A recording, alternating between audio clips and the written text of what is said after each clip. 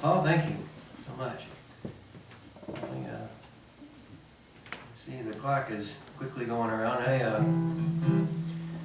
I would like to do this song. I know some of you have heard this before, the song, and the testimony goes with it. I have lived in Nashville years ago. I was down there 10 years, and as strange as it seems, it was kind of a hobby of mine, I guess I would call it, that I lived on a little side street called Lyle Avenue, and I was right just blocks away from what they called Music Row, where all the music studios were, 16th, 17th, 18th Avenue.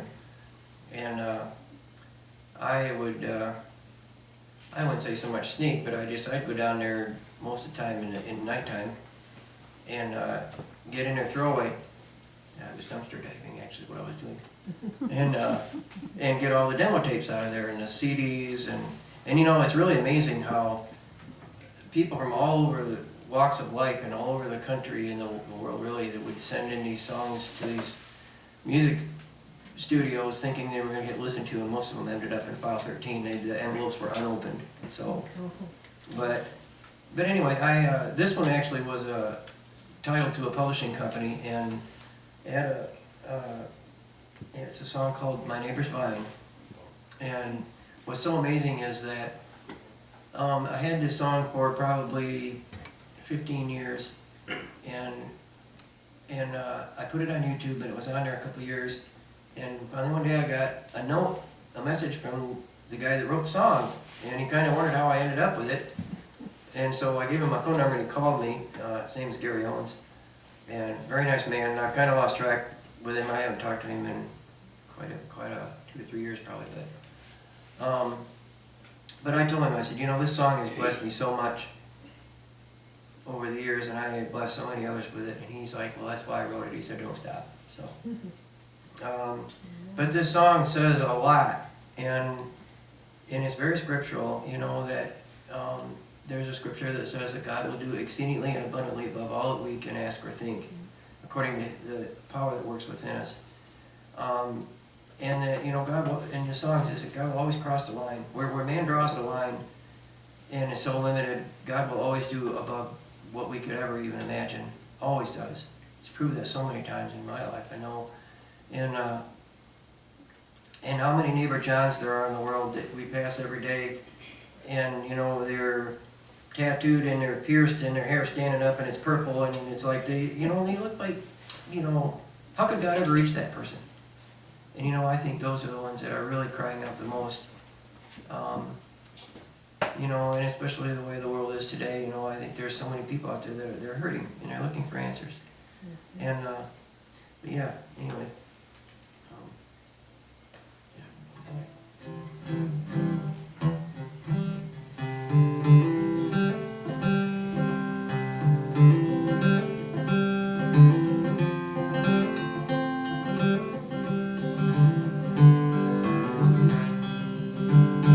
Neighbor John put a plant in the ground out by the fence that stood between his place and mine.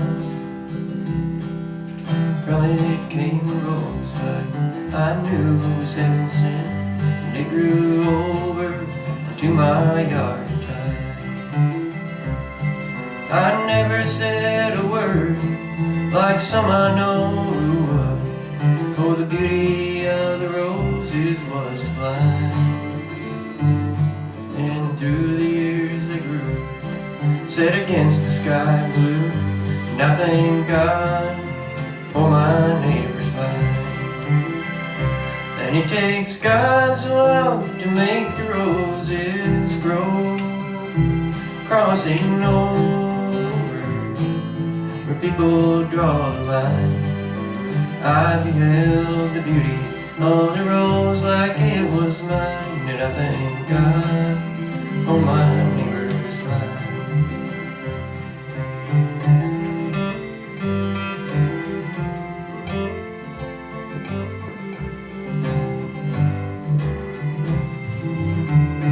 Neighbor John since passed away, and I've heard people say his life was just a cup of bitter wine.